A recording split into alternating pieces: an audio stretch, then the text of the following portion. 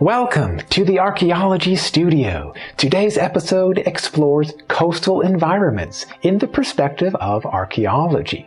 Coastal settings and habitats have influenced human evolutionary history, cultural adaptations, population migrations, economic developments, and more. The resulting evidence can be detected today in the physical archaeological records of ancient coastal environments, yet those specific environments have undergone considerable transformations. Coastal environments are complex and dynamic. Coastal archaeology necessarily combines natural and cultural history in order to comprehend how people have lived in these settings through time. This presentation guides through a process of appreciating and learning about what coastal environments are, how they operate as ecosystems, how people live within and around coasts, and how all of those factors can change through variable time scales. This knowledge can be leveraged toward identifying and interpreting archaeological sites and layers in their ancient contexts.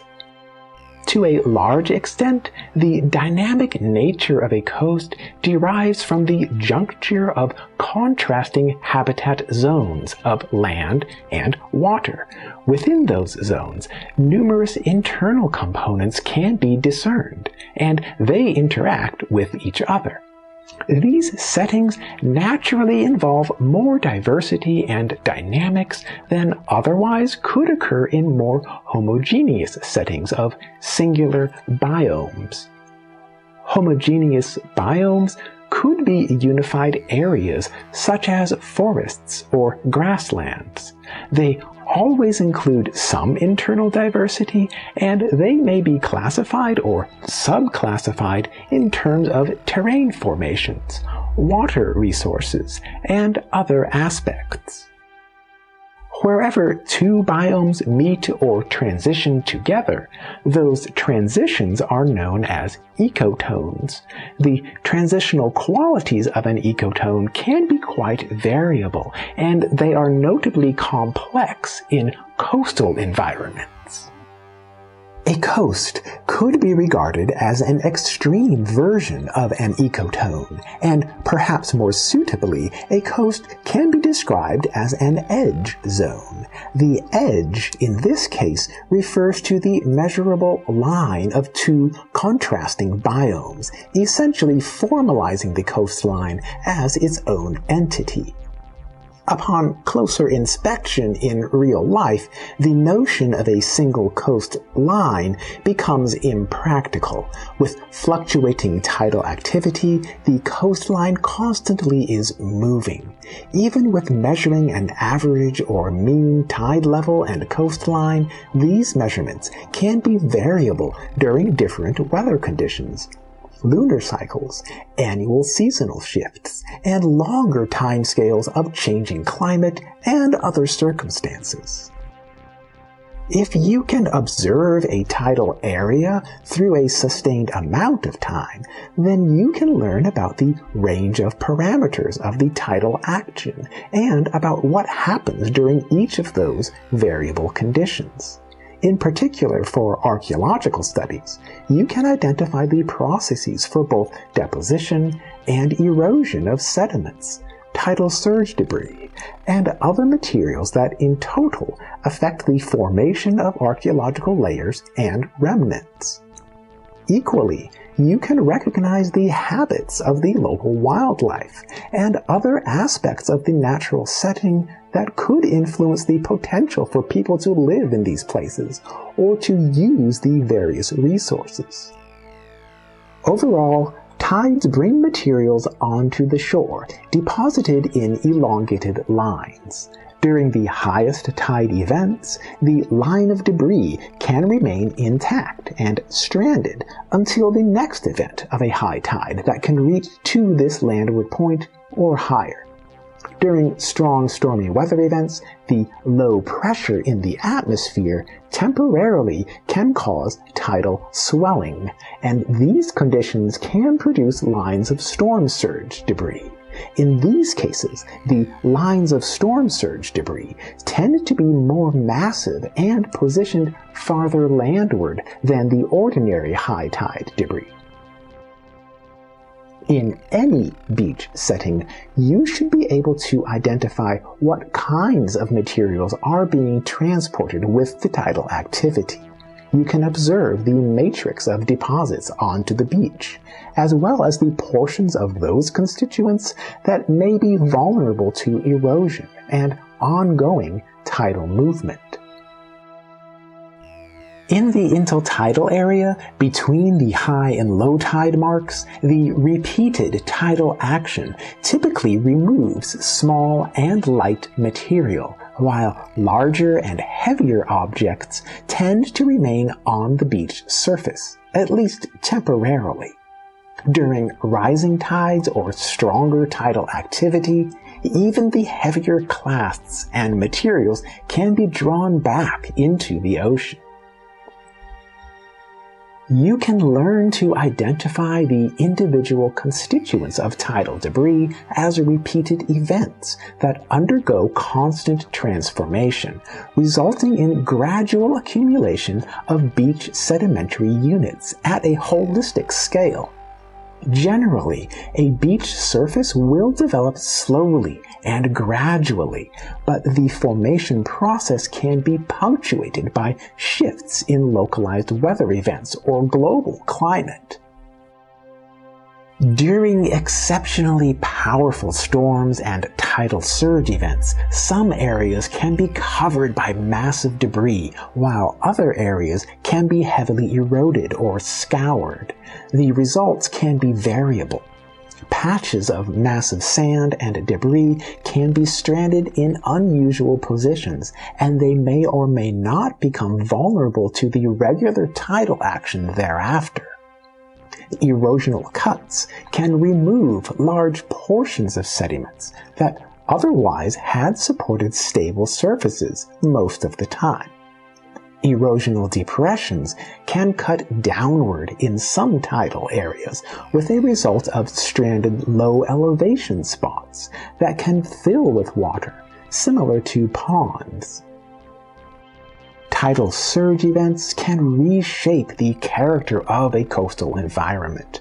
Most of the effects, though, may not be sustained through more than a few tidal cycles or seasons, and the long-term condition of a coast will change slowly.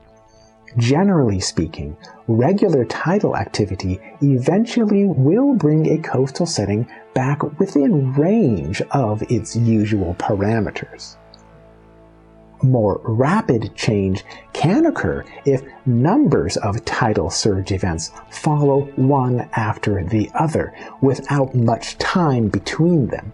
Potentially, the effects of reshaping a coastal environment could be magnified by repeated tidal surge events, especially if those events could be repeated quickly enough before the coast can return to its more regulated conditions.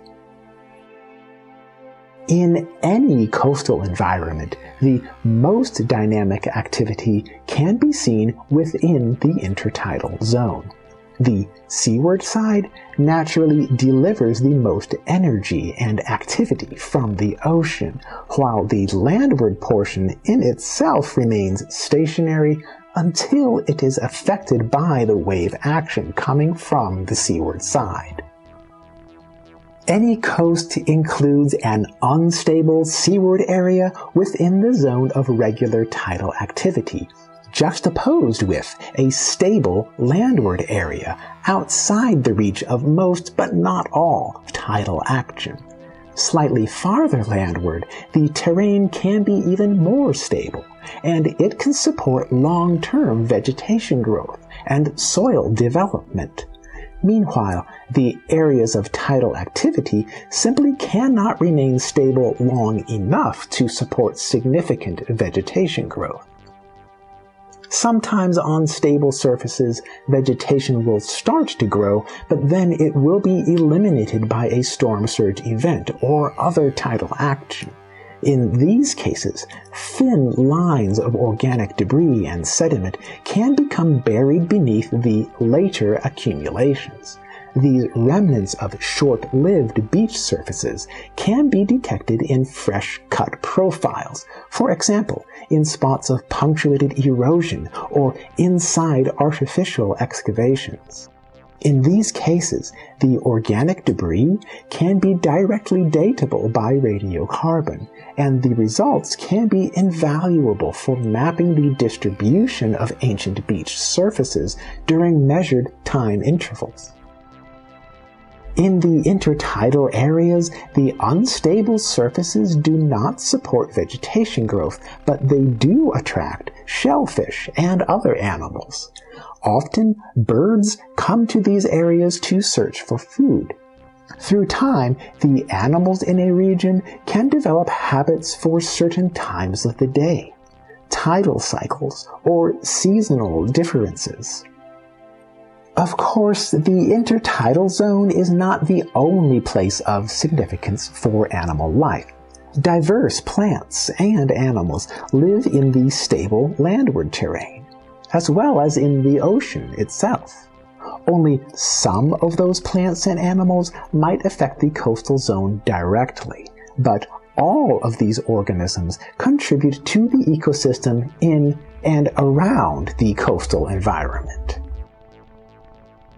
In terms of terrain formations, plants, animals, and other factors, coastal settings involve more than a single coastline or measurable edge. Rather than a fine line between the contrasting entities of the ocean and the landmass, a coastal environment includes multiple habitats and microhabitats over an extended space. These components together comprise a holistic coastal ecosystem that furthermore connects with the adjacent ocean on one side and a landmass on the other side.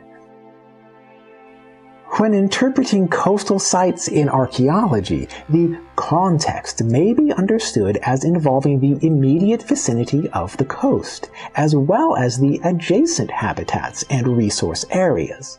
With this framing, you could evaluate how people in the past may have interacted with the different available habitats and niches for their living sites, for their food resources, and for other purposes.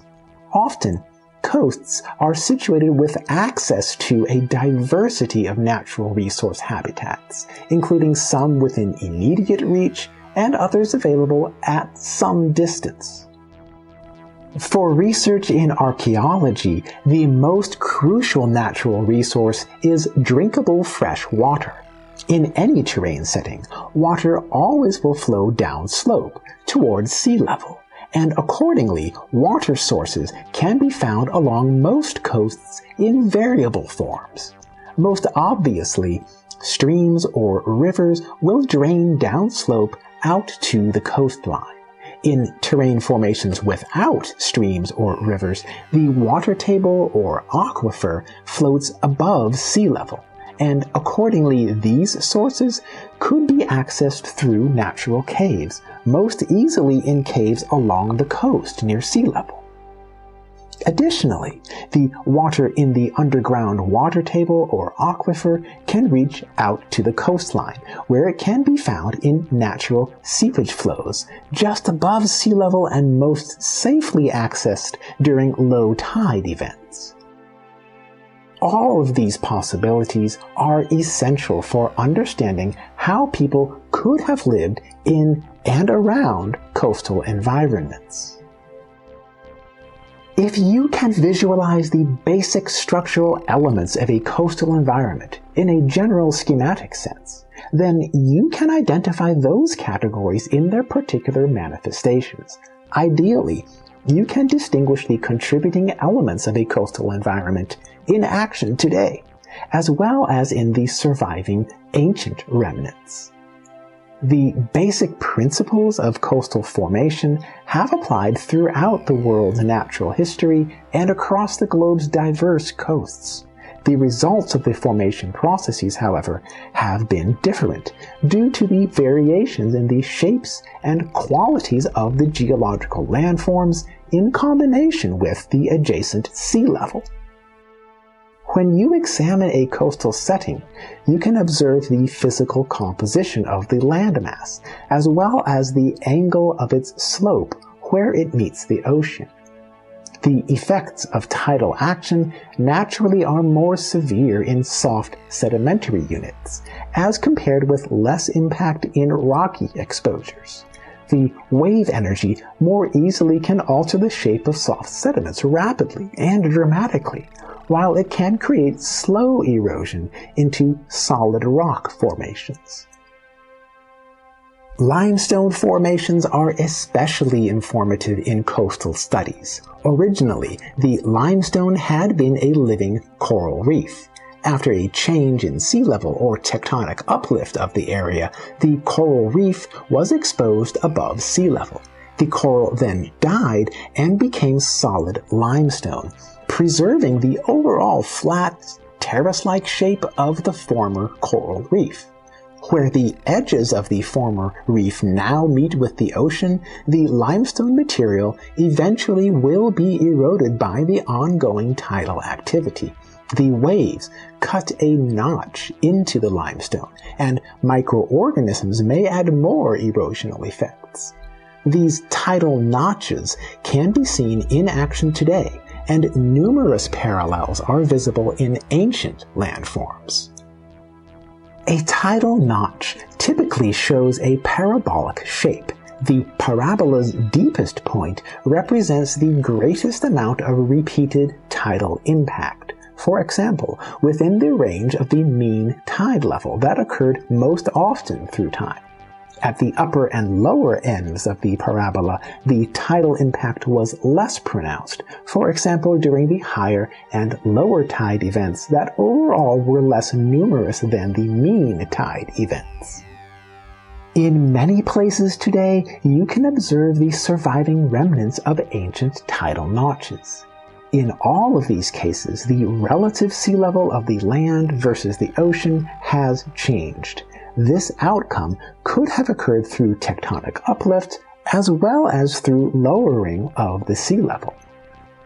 In some places, you may be able to coordinate an exposed tidal notch with other remnants of an ancient coastal environment. For example, you may be able to match the elevation of a tidal notch with exposed portions of former coral reef, now visible as solid limestone. In these settings, you can reconstruct the structure of the former reef or Paleo reef. Ideally, you can compare the Paleo environment with the modern-day equivalents of sea level and components of the reef ecosystem. In Guam and the Mariana Islands, ancient coastal conditions can be reconstructed for the period of approximately 3000 through 1100 BC. When sea level was 1.8 meters higher than the modern level. The measurements have been repeated in multiple instances, and the dating has been confirmed by direct radiocarbon dating of the limestone and other associated materials. Moreover, these kinds of measurements have been consistent throughout the wider geographic region, and even cross-regionally, pointing to a global condition of slightly higher sea level during this ancient time period. At a large scale, sea level globally has been rising for the last several thousands of years, following the last major ice age. Accordingly, many of the ancient coastlines, older than 10,000 BC, have become submerged beneath the rising ocean. Nonetheless, other portions of ancient coasts have become exposed above sea level depending on the time period in question. For instance, coastal sites of 3000 through 1100 BC can be found today in landward areas above the present-day sea level. In all cases, though, the localized geological uplift or subsidence may have created complicated outcomes. Coastal archaeology must account for the natural history of changing sea level in coordination with the possible vertical movement of an adjacent landmass. Even with approximate measurements lacking precision, you can be aware of how the coastal environment has changed through the last several thousands of years, and then you can develop a strategy for finding the ancient remnants of each time period. Without this basic knowledge, you would not know where to look for ancient coastal sites of different ages. Often, archaeologists have been unaware of the records of centuries or even millennia of coastal sites. As seen in Guam and the Mariana Islands, the ancient coastal conditions prior to 1100 BC involved a sea level slightly higher than the modern level. Accordingly, any possible archaeological sites of this ancient period cannot be found on the modern coastal surfaces today. Many of the ancient tidal notches have been modified artificially by cup-shaped grinding basins that could not have existed prior to 1100 BC. And in fact, most of these creations post-dated AD 1000. Likewise, many coastal caves could not have been accessible until more recently. The Paleo-coastal settings prior to 1100 BC involved substantially different conditions than can be witnessed today. Through knowing these basic parameters, excavations have confirmed that people indeed had been living in these islands prior to 1100 BC and at least as early as 1500 BC. The oldest sites here have revealed where people lived in houses raised on wooden posts, close with the ancient shoreline. In these paleo-coastal settings, the ancient coral reefs contained lagoons with meadows of Halimeda algae. The bioclasts of the Halimeda algae would shed within 1 or 2 years and drop to the floor of the lagoon, gradually accumulating as a thick bed of an ancient bioclastic sand. Inside these ancient sedimentary units of the lagoon floor, the first inhabitants of these shores deposited their broken pottery, stone and shell tools, shell ornaments, food remains, and more. The ancient context of first settlement here at 1500 BC were transformed after 1100 BC due to the drawdown from the temporarily higher sea level. Thereafter, the coastal environment continued to transform, eventually creating a new coral reef ecosystem and large coastal plain, as can be seen today. When approaching the modern-day coastal setting, numerous archaeological and historical sites are visible on or near the surface. This extensive evidence generally dates within the last 1,000 years in Guam and the Mariana Islands. Anything older would be undetectable on the basis of surface observations, and instead these older contexts could be known only through subsurface exploration and understanding the ancient coastal environments. When exploring the subsurface layers, the findings would require careful documentation and interpretation. Without first comprehending how the coastal environments have changed through time, the sequence of sedimentary layers could be mischaracterized or at least misunderstood.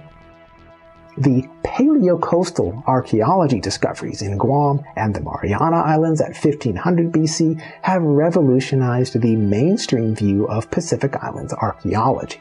Previously, archaeologists, including myself, thought that the oldest sites were in a different part of Pacific Oceania and proceeding through a slightly later dating. The new evidence, however, has forced a fundamental reworking of the chronological narrative, and entirely new questions now can be addressed. In other regions, coastal archaeology has been more complicated. In the world's continental landmasses, the Paleo coasts prior to 10,000 BC, for the most part, have become submerged beneath modern sea level. As a result, several millennia of coastal archaeological records have been missing from modern knowledge. For instance, the oldest sites in the American continents have been dated at least as old as 12,000 BC, during the last ice age. Yet the coastal environments of that ice age period now are under the ocean, except in a few unusual localized circumstances. Overall, the earliest coastal records of the Americas have been unclear, but the few known exceptions have indicated that of course people lived in these environments, migrated through them, and used them in various ways. Due to the post-glacial flooding of the world's coastal landforms, the ancient Ice Age coastlines and sites prior to 10,000 BC have been underrepresented and largely unknown in world archaeology. In some regions, coastal sites have been extremely rare until close to 5,000 BC, when global sea level approached near the modern-day conditions. In other words, the ancient coasts of the world have not yet been examined sufficiently for making confident conclusions about what happened there in the far distant past. Nonetheless, the sparse available clues all have pointed to the ability of coastal environments to provide diverse and reliable food, water, and other resources for groups of people. As you have seen here, coastal environments contain different habitats and microhabitats within close proximity of each other. In terms of potential cultural use, coasts can operate as corridors for transportation.